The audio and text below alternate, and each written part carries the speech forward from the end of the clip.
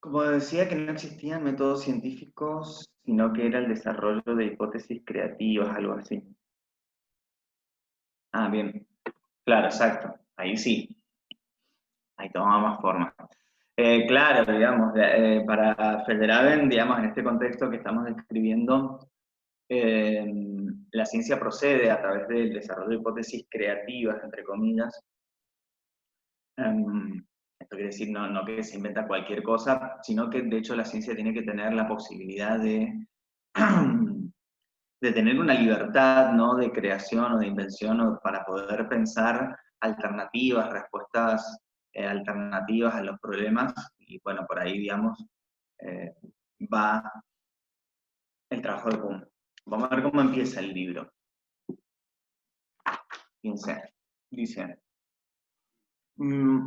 el siguiente ensayo ha sido escrito desde la convicción de que el anarquismo, que no es quizás la filosofía política más atractiva, puede procurar, sin duda, una base excelente a la epistemología y a la filosofía de la ciencia. ¿Por qué anarquismo? ¿Qué les parece?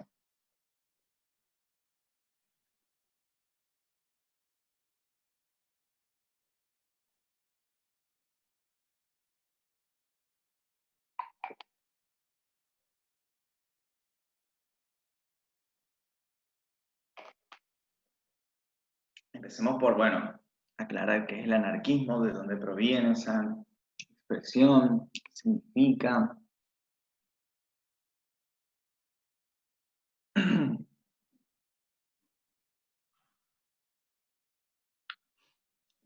Bueno, porque va en contra de lo que estaba impuesto ya. Claro, bueno, vieron que el anarquismo proviene en realidad del ámbito de la política, ¿no? Se refiere a una concepción de un orden que es contrario al del Estado, o sea, donde no hay Estado, donde no hay un orden institucionalizado de organización social. Eh, pero ¿por qué, digamos, Federhaven habla de anarquismo si él está hablando de epistemología o de ciencia? Bueno, justamente porque extrapola un concepto de la política, que ahí en lo que acabo de leer dice, bueno, aparentemente no es la concepción política, la teoría política, digamos, más atractiva, aparentemente dicen, pero dice, esta concepción podría brindar algunas cosas interesantes para pensar el ámbito de la ciencia. En realidad lo que él quiere trabajar es la idea de que la ciencia se tiene que pensar anárquicamente, o sea, se tiene que pensar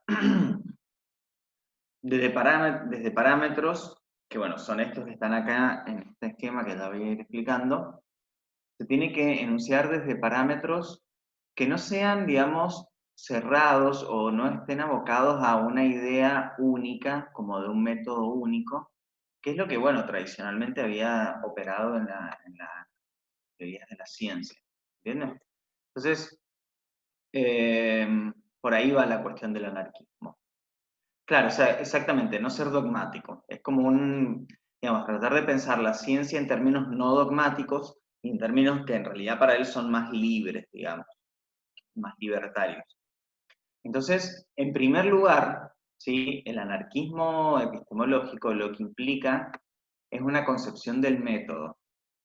Por eso el libro se llama Contra el método, porque él está en contra del método único. Entonces dice, el método en realidad tiene que ser particular. En una concepción anárquica del conocimiento, eh, el método se tiene que pensar de acuerdo al objeto de estudio que se está trabajando. O sea que, por ejemplo, en una ciencia, digamos, como supóngase la psicología, podrían convivir mucha cantidad de métodos diferentes. No tiene que unificarse necesariamente en un solo método. Federhaven, de hecho, viene del ámbito de la física, había estudiado física. Era físico. Y bueno, considera justamente que en las ciencias naturales, como la física, el método único, o sea, un solo método, por ejemplo, para toda la ciencia física, no es posible desde su punto de vista. El método tiene que ser particular, particular a cada disciplina y también particular al objeto de estudio. O sea, es bien radical esta concepción, digamos.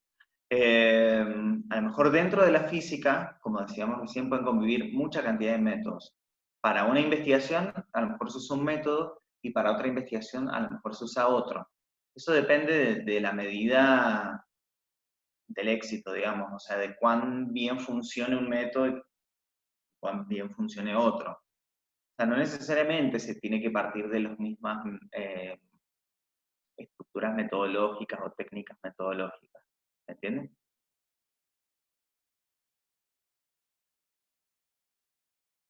Bueno, estos cuatro cuadros son en qué consiste el anarquismo metodológico.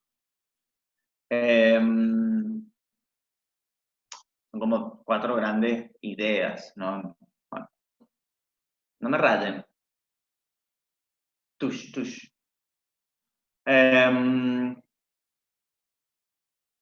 Bien, entonces, en primer lugar, el anarquismo tiene una concepción entonces del método particular. En segundo lugar, esto implica una idea de pluralismo dentro de la ciencia, porque imagínense, una cosa que me olvidé decir, que iba a preguntar recién. Por ejemplo, hablando del método, ¿qué teoría epistemológica había hablado o había pretendido unificar la ciencia?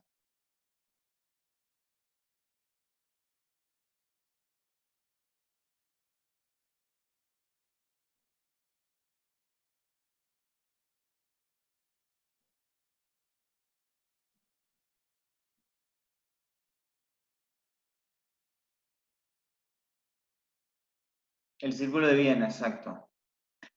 ¿Vieron? Esto es bien contrario al Círculo de Viena, porque en el Círculo de Viena justamente lo que se buscaba era unificar la ciencia en un método único, que era, bueno, el inductivo, reducir todos los enunciados de la ciencia al lenguaje fisicalista, bueno, todo eso es bien contrario de lo que está planteando Feyerabend. De todas maneras, hay varias décadas de diferencia, ¿no? Feyerabend escribe esto en el 72, creo, o no me acuerdo. ¿De qué año es este libro? Bueno, en la década del 70. 72, 74, no me acuerdo bien. Entonces, claro, evidentemente Feyerabend plantea como, digamos, una teoría que, bueno, en su momento fue bastante rechazada, ¿no? Como que lo trataron bastante, lo bardearon un montón, pobre, y se deprimió, de hecho. Bueno, todo esto implica una concepción pluralista de la ciencia. ¿Qué significa esto? ¿Qué les parece?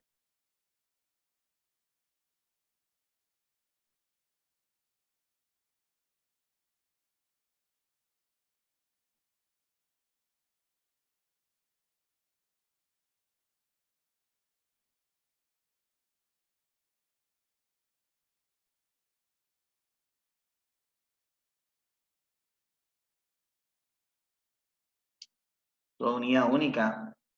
Todo lo contrario, de hecho. ¿Qué significa pluralismo?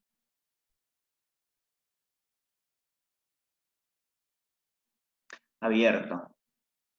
Bueno, sí, muchas cosas. Claro, es decir, la ciencia tiene que pensarse como un saber abierto, eh, como un saber, digamos, en el que conviven muchas teorías o en el que se, se planteen diversas perspectivas, ¿no? O sea, es imposible desde el punto de vista de Feyerabend reducir el conocimiento científico a enunciados universales.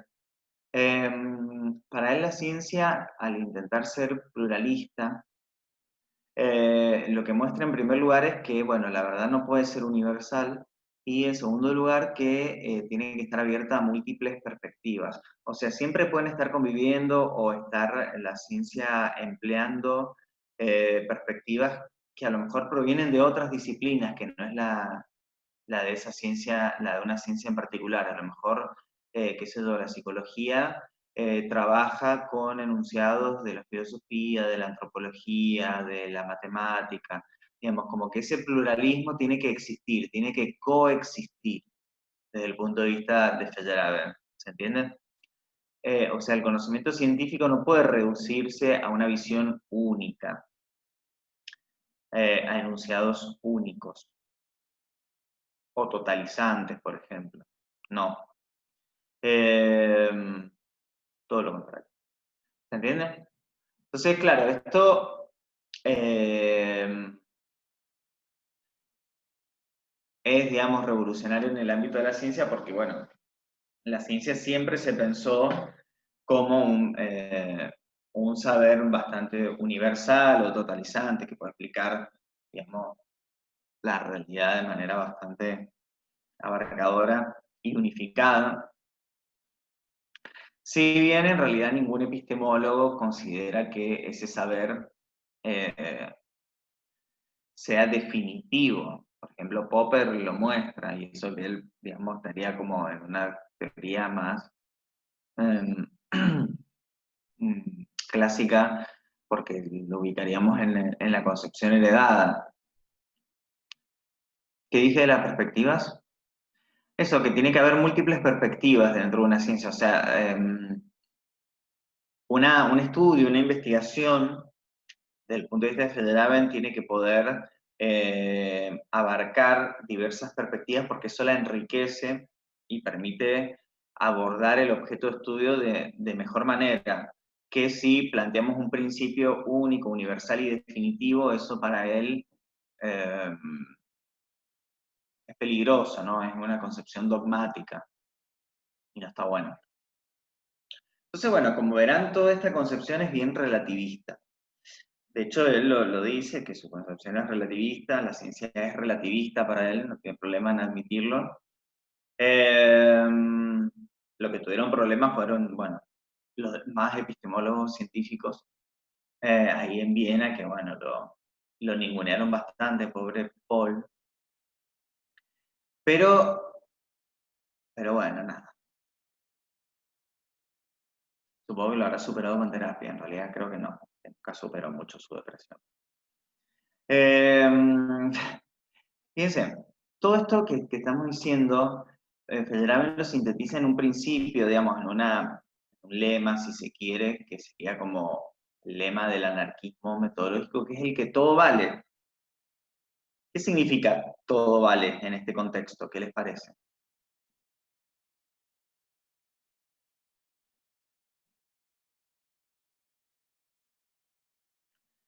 Que todo es aceptado, todo sirve, claro, ¿todo qué, concretamente?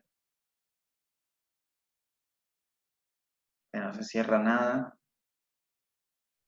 Bien, todo método. En principio, en cuanto al método. Pero después podemos, digamos, vincularlo con la cuestión de la teoría en general, ¿no? Toda teoría, todas las perspectivas son aceptables, bien, todos los métodos son aceptables, en la medida en la que esas metodologías, esas teorías operen de manera funcional, digamos, o sea, que funcionen. Si un método funciona eh, para adquirir un conocimiento, y no es propio quizás de esa ciencia, para Federer está todo bien. Y bueno, acá lo que él quiere decir con esto es que no sirve, digamos, comparar perspectivas entre sí, decir esta teoría es mejor que esta otra teoría, esta hipótesis es más fuerte que esta otra hipótesis. Para él eso ya no va más. No le interesa pensar, digamos, en esos términos. Eh, por eso, imagínense, fue muy criticado, porque evidentemente hay por ahí teorías o hipótesis que tienen mayor respaldo, mayor validez en cuanto a evidencias, pero bueno, él dice eso no habilita a pensar en términos de que son más científicas o más válidas que otras. por ahí una teoría que todavía no está tan respaldada por evidencias, no por eso hay que descartarla, digamos. En todo caso puede ir puliéndose con el tiempo, pero para él es válida, es una explicación más que está todo bien. No le importaba nada, sí, no estaba ni ahí. Básicamente no estaba ni ahí con nadie. Pero bueno, en realidad todo esto para él confluye, digamos, en una concepción que él entiende más humanista de la ciencia. Porque en realidad, bueno, lo que está intentando pensar Feyerabend es la libertad en el ámbito científico, y considera que ningún investigador, ningún científico tiene que verse coartado, ¿sí? En sus posibilidades creativas, en su imaginación, que la cuestión misma de la imaginación puede ser un elemento importante para el conocimiento, porque puede producir ideas originales que de otra manera quizás no podrían surgir, pero para que eso ocurra es necesario que el investigador o el científico esté libre de límites. Los límites los impone, evidentemente, la ciencia cuando establece parámetros muy rígidos. Pero él no, él considera que hay que como apuntar, digamos, a una libertad, y esto para él es una concepción más humana de la ciencia, ¿no? Porque bueno, lo que define lo humano es la libertad, entonces la ciencia que usualmente tiende, ¿no? Eh, a establecer parámetros rígidos a veces y muy, eh, ¿cómo se dice? Disciplinares o normalizantes, a eso quise decir, normalizantes. Eh, Todo eso para él atenta contra una concepción humanista del conocimiento. Eh, Sobre todo porque, bueno, el conocimiento tiene un componente histórico ineludible, que como ya hemos visto en Kuhn, eh, no se puede dejar de lado, porque en realidad eh, cuando cambia el tiempo, cuando cambian las condiciones sociales, cuando cambian las condiciones políticas, cuando cambia todo el contexto, bueno, cambia la consideración de la ciencia. ¿Se entiende? Ah, bueno, ya se respondieron entre ustedes. Sí. Bien, yo estoy como medio colgado esta mañana porque es como muy temprano y hace frío. Bueno, fíjense, esto que acabo de decir lo expresa, por ejemplo, en esta cita que les voy a leer acá del libro, que está en la introducción, dice, esta práctica liberal no es meramente un hecho de la historia de la ciencia, o sea, esta idea del anarquismo, ¿no? Ni una simple manifestación de la ignorancia e inconstancia humanas. Es razonable y absolutamente necesaria para el desarrollo del conocimiento. Más específicamente puede demostrarse lo siguiente. Considerando cualquier regla fundamental que sea, hay siempre circunstancias en las que se hace aconsejable no solo ignorar la regla, sino adoptar su opuesto. Bueno, ¿qué quiere decir esta actitud?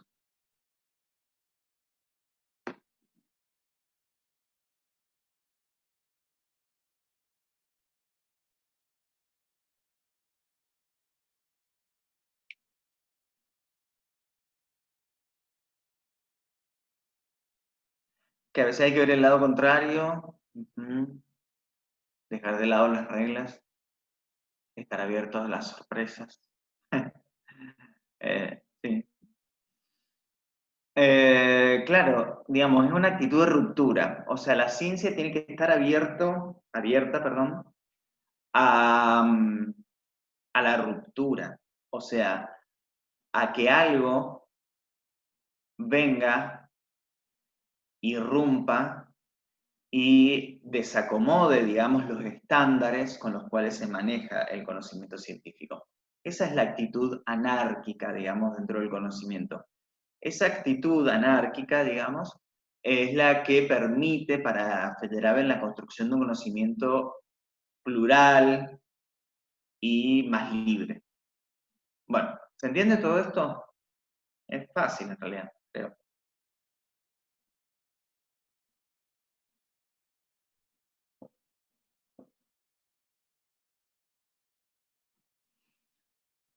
Bueno,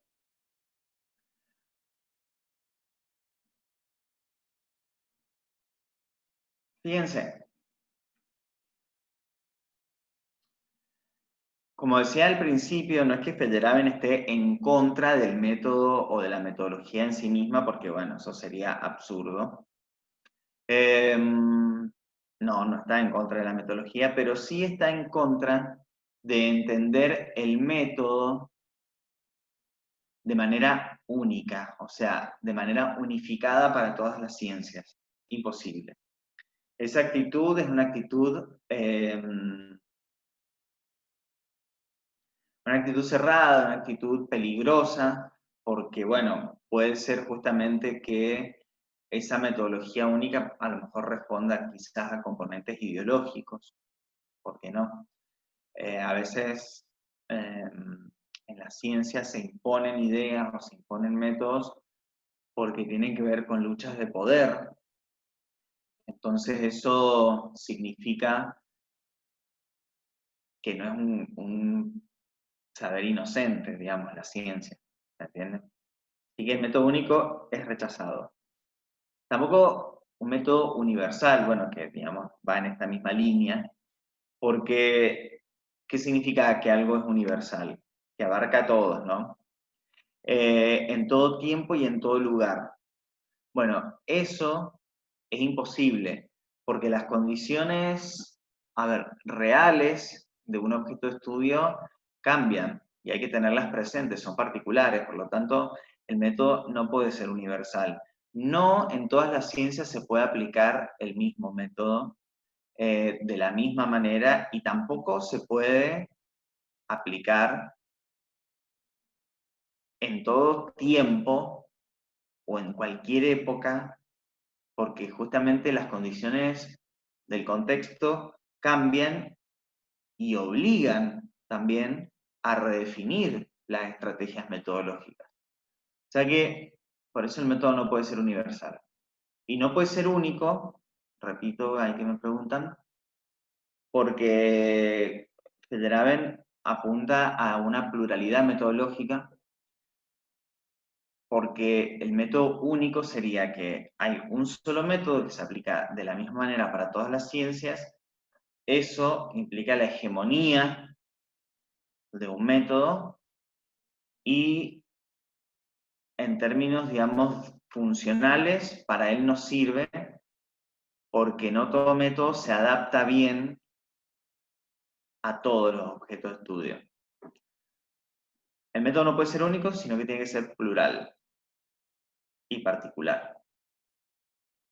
Bueno, y obviamente el método no puede ser ahistórico. Uy, está en contra de un método ahistórico por todo lo que acabo de decir, porque como justamente la universalidad, la unicidad del método implican una pérdida de vista del contexto, ahí ya estamos mal de entrada para Feyerabend. Si perdemos de vista el contexto, estamos muy mal porque justamente un objeto de estudio hay que entenderlo siempre en el marco de un contexto particular, o sea, no es lo mismo, no son las mismas, digamos, condiciones que vivimos hoy en el siglo XXI que las que se vivían hace 100 años o hace 50. Entonces, eso influye en la ciencia, porque la ciencia está en conexión con el mundo social. Así que, evidentemente, hay que tener en cuenta las condiciones históricas. ¿sí? Todo esto, ¿no?, que él está criticando dice conduce al dogmatismo. Y justamente lo que hay que evitar en el ámbito científico es el dogmatismo, porque la ciencia en realidad es una actividad crítica. O sea que ser dogmático es, digamos, mala palabra en el ámbito de la ciencia. Todo lo que está mal. ¿Se entiende?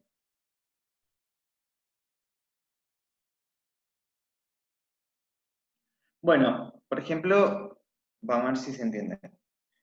¿Qué diría Feyerabend acerca de la concepción de paradigma de Kuhn, por ejemplo?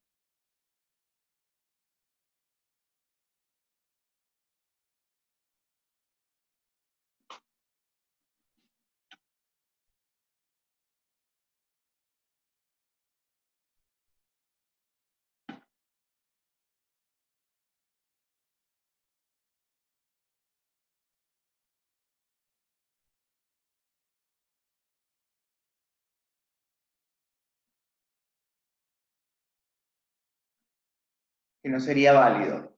Bueno, ok. Claro. ¿Y por qué no sería válida o, digamos, no le interesa la concepción de paradigma de Kuhn? Porque está mal ponerle un límite a la ciencia.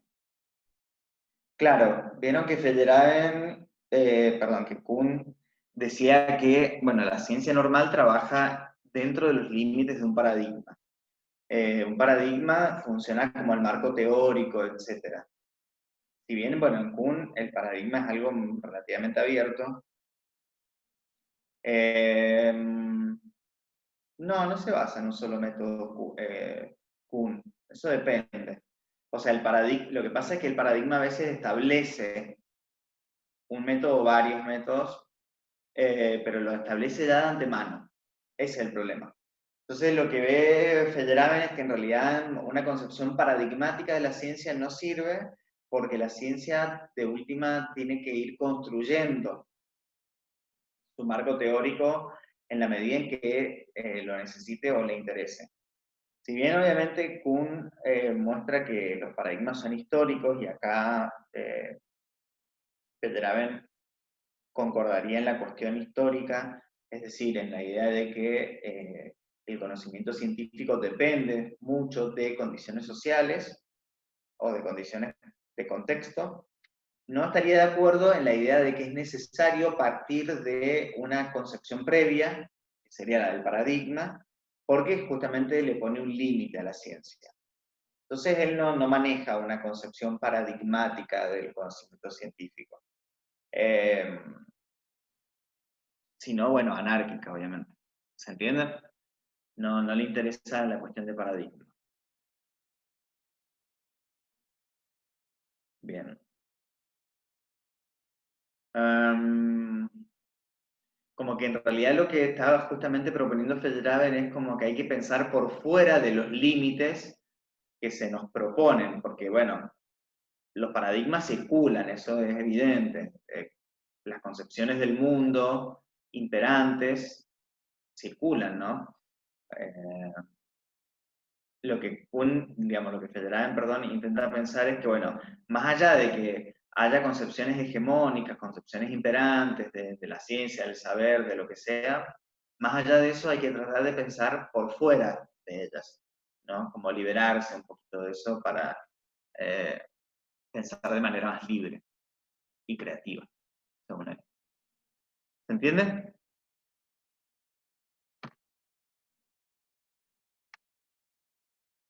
Bueno.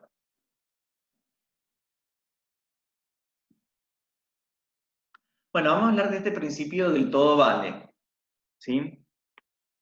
Que sería como, digamos, el eje del anarquismo epistemológico.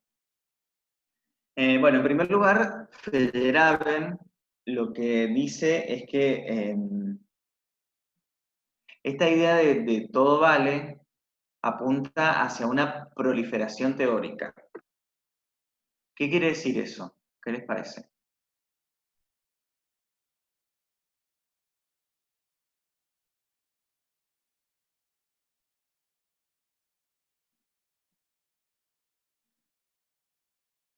Profundizar, bueno, puede servir para profundizar, aunque bueno, proliferación significa otra cosa.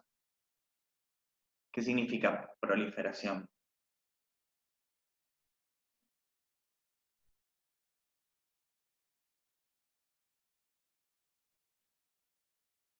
Que una teoría pueda abrir una nueva, bien, variedad, exacto.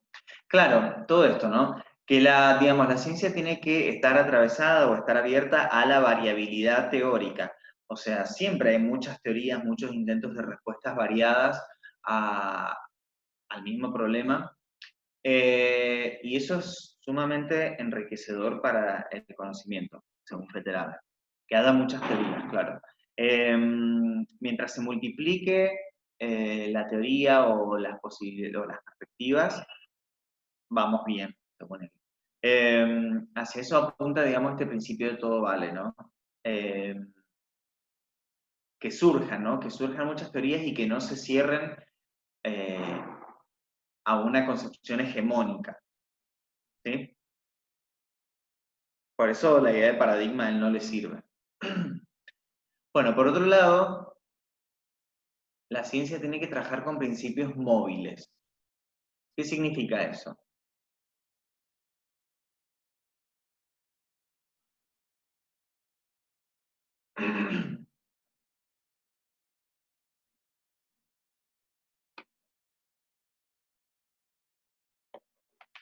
Muy bien.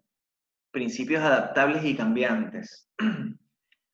Lógico. Es decir, generalmente en una investigación uno parte de determinadas ideas, ¿no?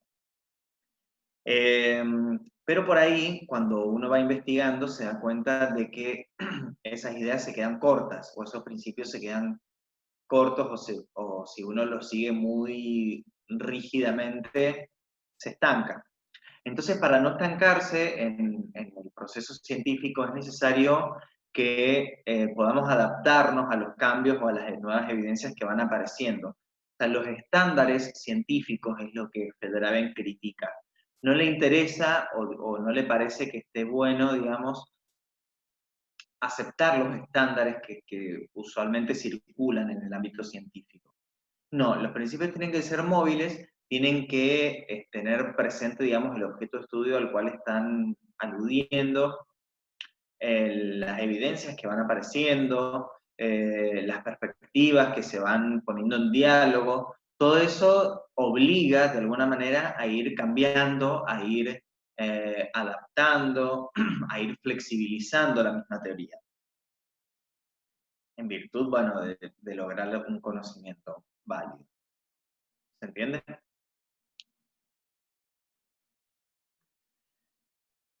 Lógicamente, todo esto tiene la intención, digamos, de poner en crisis las teorías dominantes. O sea, la crítica de Feyerabend, en buena medida, es una crítica también hacia la hegemonía dentro del ámbito científico, que es muy fuerte. O sea, digamos, en el ámbito científico hay muchas luchas de poder. No sé si ya vieron Bourdieu, pero vieron que Bourdieu, si lo vieron, primero dígame si lo vieron, para ver cómo redacto, cómo enuncio lo que voy a decir.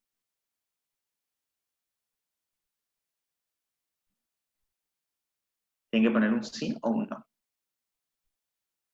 Bueno, genial. Sí, no. Bueno, decíanse.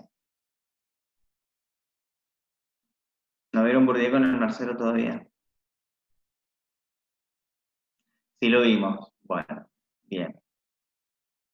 Se tomaron muy en serio lo del anarquismo. Uno es sencillo, pero dicen no. Bueno, pero que no lo hayas leído, mi ciela, no significa que no lo hayan visto.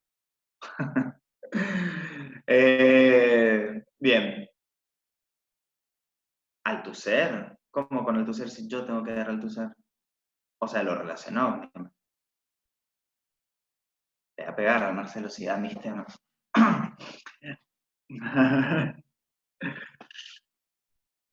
¿Cómo que ya lo dio? Bueno. ¿En serio ya dio el Althusser? ¿En serio? Chicos, yo tengo que dar ese tema. ¿Por qué lo dan?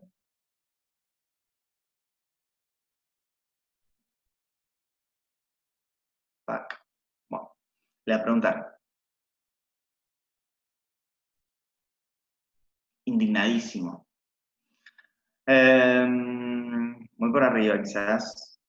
Era relación nada más. Ah, sí. Probablemente lo relacionó porque de hecho están muy relacionados. Bueno, ya que ya lo vieron, justamente lo que les quiero decir era lo siguiente. Vieron que Bourdieu en realidad plantea la noción de campo científico y cuando él habla de campo científico muestra y demuestra. Muestra y demuestra. Me encantó esa frase. Muestra y demuestra que un campo científico está atravesado por luchas de poder, o sea, está atravesado primero por agentes sociales, y los agentes sociales luchan por establecer establecerse, digamos, como hegemónicos, ¿no? Todos quieren ganar poder, y prestigio, y bueno, todo esto tiene un componente económico, financiero, etcétera, todo eso, pero más allá de eso, digo, ¿por qué hay teorías dominantes? Bueno, porque dentro del ámbito científico siempre hay luchas de poder.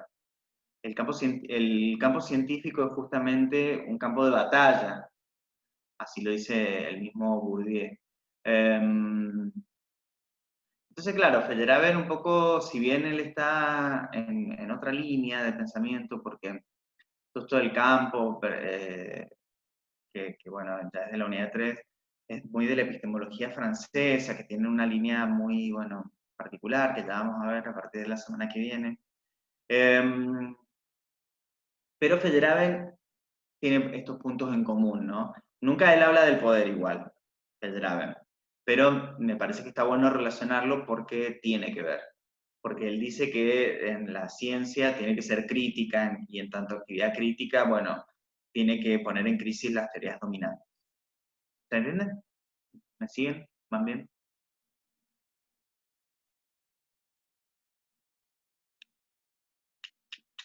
Bueno, hola. Ah, como las ciencias sociales, claro. ¿Por qué le decía esta diferencia entre la epistemología francesa y, bueno, y estas líneas más clásicas? Porque, bueno, Federer mismo está pensando en realidad desde el ámbito de las ciencias naturales, yo creo, porque como es físico, de todas maneras no desconoce el trabajo de las ciencias sociales. Pero los epistemólogos de la unidad 3 que son, digamos, esta línea francesa, están pensando en realidad en las ciencias sociales, que es lo que nos interesa a nosotros, porque justamente ustedes están estudiando una ciencia humana. Entonces, en las ciencias sociales esto es claro, ¿no? Que la ideología, las teorías dominantes, la hegemonía opera y circula constantemente. Así que bueno,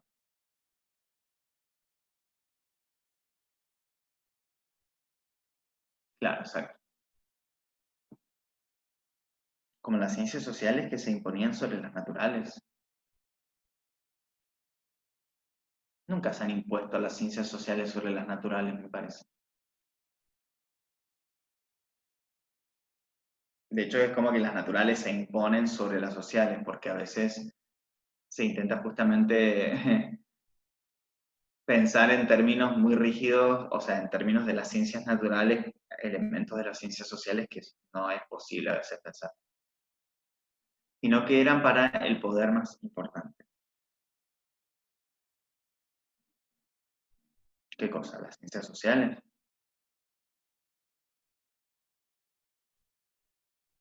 Para el poder, las ciencias sociales eran más importantes que las naturales. No estaría entendiendo esto, pero bueno.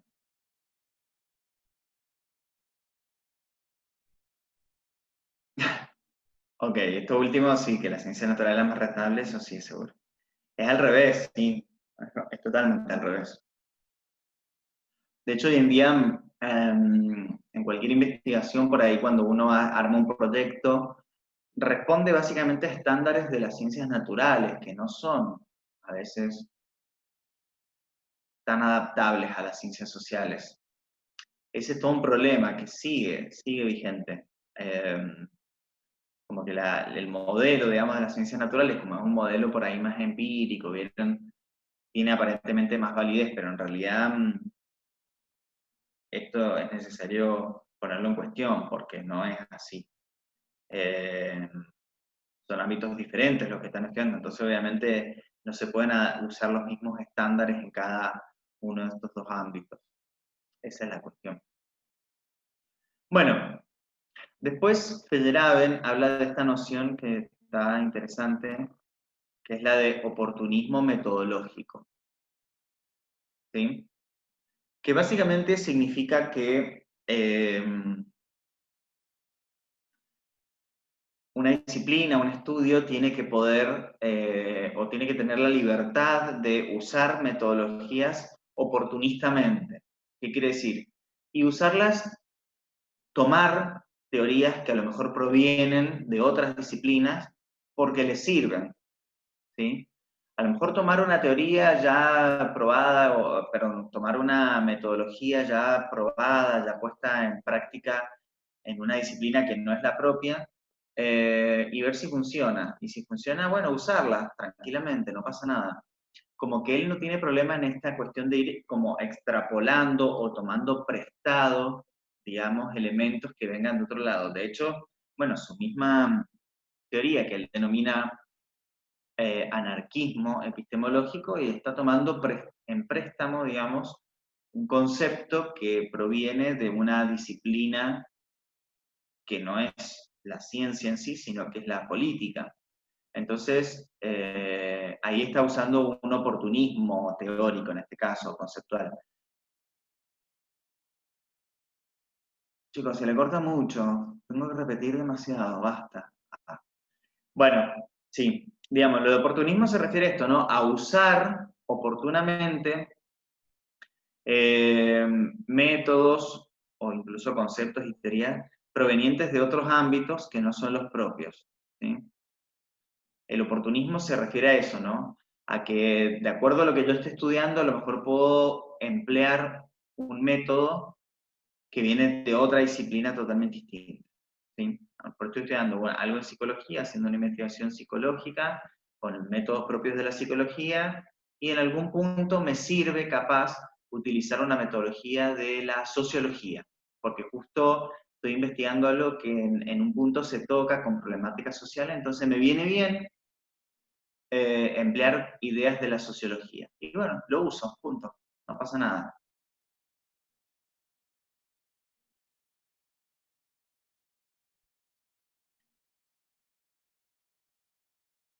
Sí, sería tomar, no domar. Domar, domás a un caballo. Eh, bien, ¿se entiende? Bueno, la cuestión del todo vale para Feyerabend tiene que ver con la cuestión de la eficacia de la teoría. O sea, todo esto que venimos diciendo, por ejemplo, de los principios móviles, de que proliferen las perspectivas, de que usemos métodos oportunistamente, se hace todo esto, digamos, en virtud de la eficacia de la teoría, o sea, de que pueda producir un saber válido, ¿me entienden? O sea, mientras me sirva para llegar a mi objetivo, está todo bien, puedo hacer lo que salga, lo que venga. ¿Se entiende?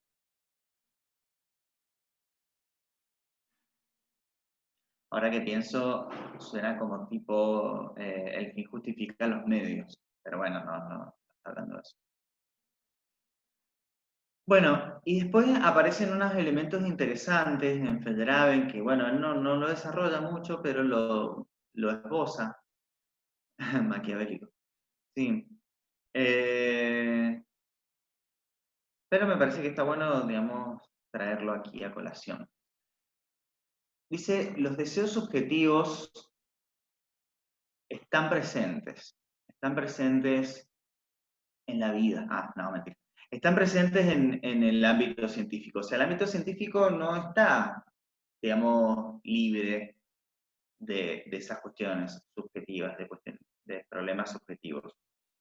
De hecho, uno puede pensar a veces, bueno, por ahí un investigador o un científico investiga algo, pero porque es su interés particular, individual hacerlo, ¿sí? Y eso está bien, porque bueno, está bueno que haya muchos deseos diferentes para que se vayan investigando muchas cosas del mundo que a lo mejor de otra manera no le interesarían a nadie. Digamos, como que por ahí va, digamos, esto. Pero en realidad lo que apunta Feyerabend es a decir que el científico no es un robot, digamos, está atravesado por deseos subjetivos siempre, entonces se tiene que hacer cargo. ¿Sí? No pasa nada con hacerse cargo de eso. En esta teoría el científico no debe ser acrítico, ¿verdad? Como para Kuhn. Claro, muy bien esa relación. No, jamás tendría que ser acrítico porque le estaría haciendo el juego a las teorías dominantes. No, al contrario, el científico tiene que ser crítico, completamente crítico. En el caso de Kuhn, el científico era acrítico en el sentido de que, bueno, no se ponía a criticar su paradigma, pero no porque fuera un nabo, digamos, que andaba aceptando lo que venga. Pero, sino en ese sentido, para Kuhn, en el sentido de ya partir de presupuestos y aceptar que uno parte de presupuestos, eso es lo que dice Kuhn. Feyerabend dice, sí, a veces tenemos presupuestos, pero por ahí está bueno liberarnos de esos presupuestos e inventarnos, ¿no? Nuestro propio camino, y ahí es donde aparece este tema de la imaginación.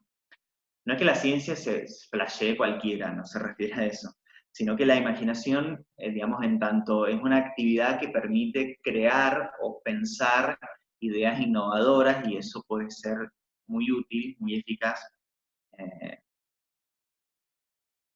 para la ciencia. ¿Cuál sería un deseo subjetivo? Bueno, un deseo subjetivo sería, por ejemplo, el gusto por algo. ¿Me entendés? Si yo estudio algo, por ejemplo, puedo estudiarlo de dos maneras, de varias maneras, digo. Si yo estudio, suponete, qué sé yo, en el ámbito de la psicología, no sé, la cuestión de la sexualidad, ponele. Bueno, puede ser que la estudie porque me dé cuenta de que es un ámbito que necesita problematizarse más, porque hay problemáticas que todavía no están muy desarrolladas, entonces es un problema que es necesario trabajar. Entonces ahí es una cuestión de necesidad objetiva prácticamente. Pero a lo mejor simplemente yo estudio, digamos, problemas de la sexualidad porque me gusta el tema, porque me interesa a mí el tema, más allá de que eh, esté poco estudiado o mucho, muy estudiado. Que sea. A lo mejor yo puedo estudiar algo que está muy estudiado, pero me gusta, mi deseo es profundizar en ese tema, tengo el interés personal. Y a lo mejor puedo encontrar una perspectiva innovadora sobre ese tema, entonces por eso está bueno, a eso se refiere.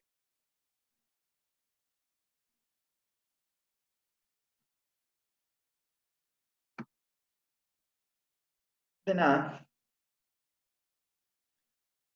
dejen de intervenir mi power. Bueno, y ya vamos cerrando. No, bueno, quedan un par de cosas. Con la idea de pluralismo, que bueno, es lo que hemos venido hablando. Todo, como verán, está obviamente interconectado. Eh, pero bueno, veamos un par de cositas, ¿no? Como para profundizar o aclarar esta idea y eso. Bueno, no sé por qué justifico tanto. Bien. Bueno, en principio, esta idea de pluralismo, que ya expliqué al principio, vamos a agregar que para Feyerabend tiene que ver con una cuestión de inconmensurabilidad, ¿sí? Como decía al principio. ¿Se acuerdan que le decía que él radicaliza la idea de inconmensurabilidad de Kuhn? Entonces, él dice, bueno, la comparación de teorías no puede efectuarse por métodos de verdadero o falso, es decir, esta teoría es más verdadera, o perdón, esta teoría es verdadera y esta es falsa porque dicen cosas contrarias. No, él no estaría de acuerdo con esa perspectiva. Él diría, en todo caso, representan perspectivas distintas.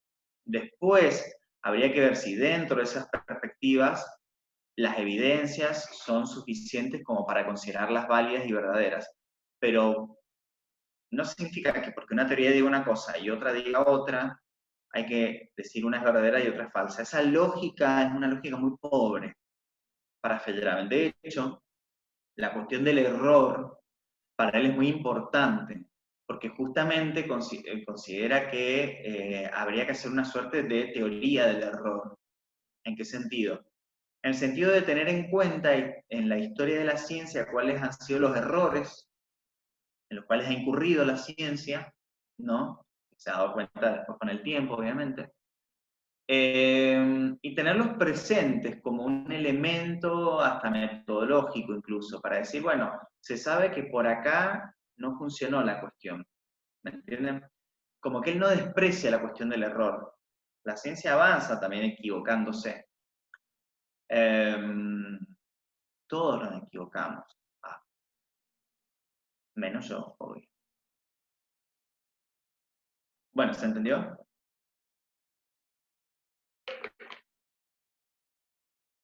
Bueno, por otro lado, acá,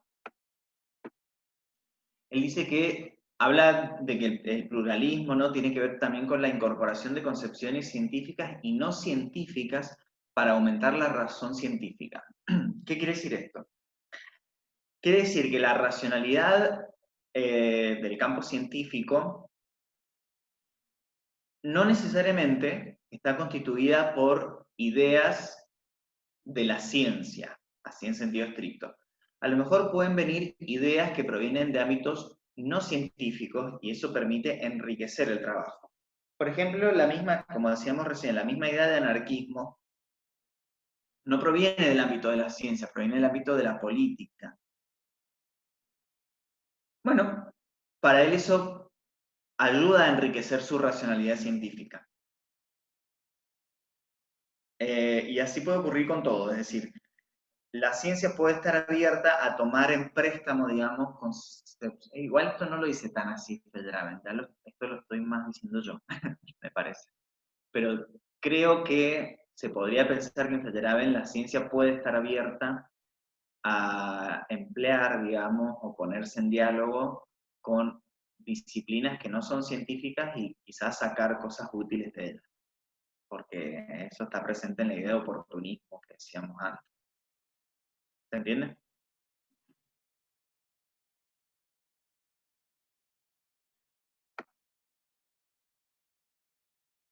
Bueno, esto que acabo de decir tiene que ir con esto otro, ¿no? Con el contexto externo de la crítica.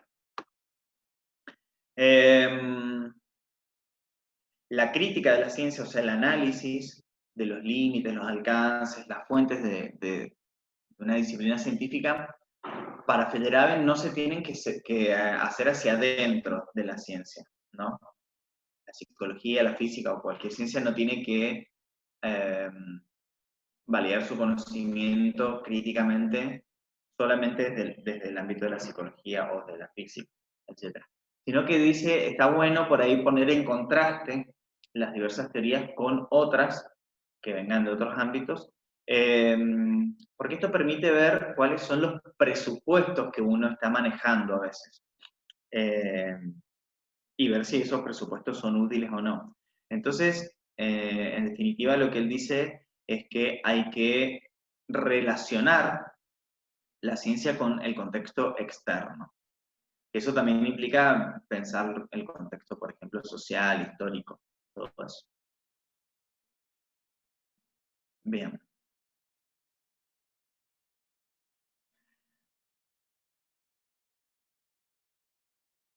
Como había dicho antes, él habla de una inconmensurabilidad radical,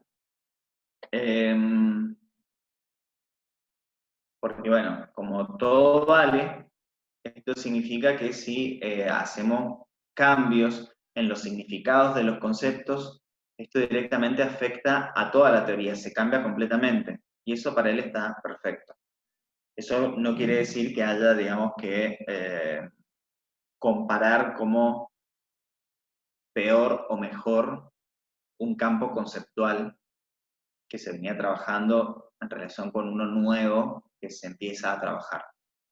Eh, Sino que, bueno, va mutando, ¿no? Va mutando el saber. Eso tiene que ver con el pluralismo. Bueno, y esto de la teoría del error lo dije recién, me parece. A ver. O sea, que estaba bien para él que todo cambiara. Sí, claro. Es que voy a enchufar.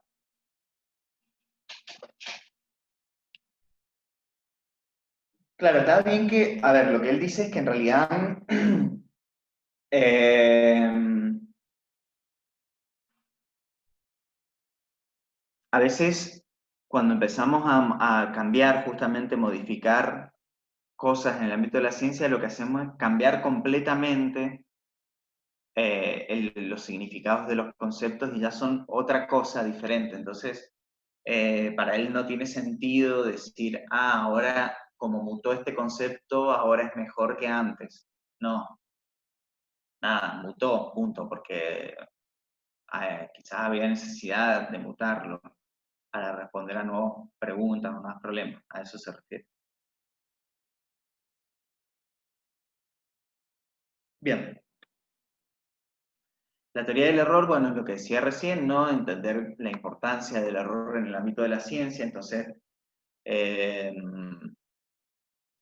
ver o recuperar, digamos, la experiencia y la práctica pasada de la ciencia, donde quizás hay errores o cosas descartadas, para entender también, bueno, el proceso histórico que ha llevado a cabo la ciencia. ¿Mm? Y bueno, obviamente esto que lo hemos dicho ya hasta el hartazgo, que no hay estándares de verdad y racionalidad universales. ¿Sí? Eso implica esta visión pluralista de la ciencia. ¿Se entiende?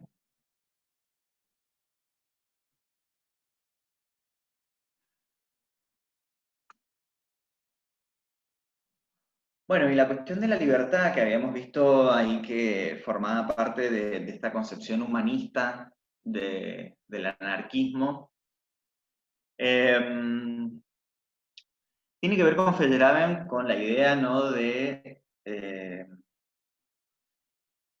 no poner restricciones, ¿sí? No poner restricciones al trabajo científico. Es decir, que el científico no se vea capturado por estos estándares que a veces circulan de manera hegemónica en la ciencia y que tenga la posibilidad de pensar creativamente, ¿no? En realidad, bueno, esta idea de libertad, como dice ahí, es una idea negativa, no en sentido malo, sino en sentido de ausencia, de restricción. Eso es una libertad negativa. ¿Sí? Después que cada uno puede, digamos, trabaje o no creativamente, eso es otro problema, pero en principio sí o sí dice lo que hay que hacer es no partir de restricciones externas eh, en el ámbito de la ciencia. Entonces, esto para él es como ponerse en contra de la institucionalización de la ciencia, porque ¿dónde encontramos las mayores restricciones? Siempre en las instituciones. Y la institución científica, por supuesto, es una institución que impone un montón de estándares, un montón de reglas, un montón de parámetros, un montón de restricciones, eh, aparentemente en virtud de la rigurosidad del conocimiento, pero que en realidad significa a veces que esas restricciones responden a luchas de poder, si lo vinculamos con lo que dice, por ejemplo, Bourdieu. Entonces, a él no le interesa mucho la institucionalización de la ciencia. La institucionalización de la ciencia empobrece mal la ciencia, la limita. ¿Qué no entendiste, Victoria?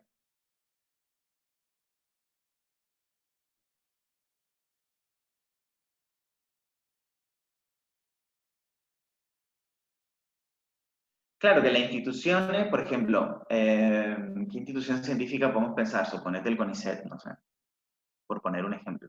o un instituto de investigación de lo que sea. Todos esos institutos de investigación tienen sus reglas, sus normas, sus parámetros, sus formas de investigación, sus requisitos, sus formularios, digamos, estándares de calidad, etcétera. Todo eso, digamos, genera una lógica propia de cada institución, pero lo que Federain considera es que la lógica de cada institución no siempre es útil para el desarrollo científico porque responde a los intereses también de esa institución. Esos intereses a veces son, por ejemplo, económicos o financieros. ¿Me entendés? Entonces a eso se refiere.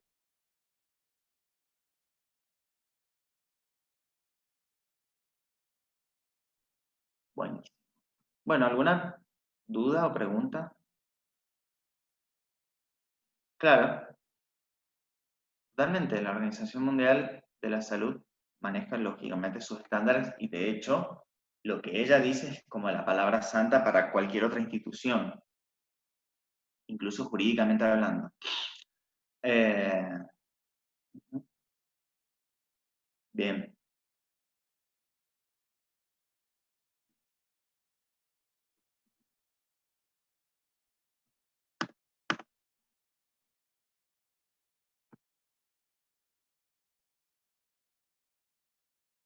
amén.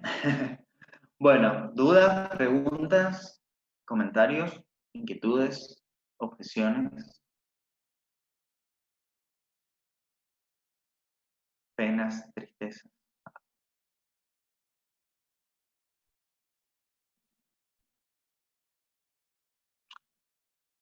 Sí, vayan a mimir.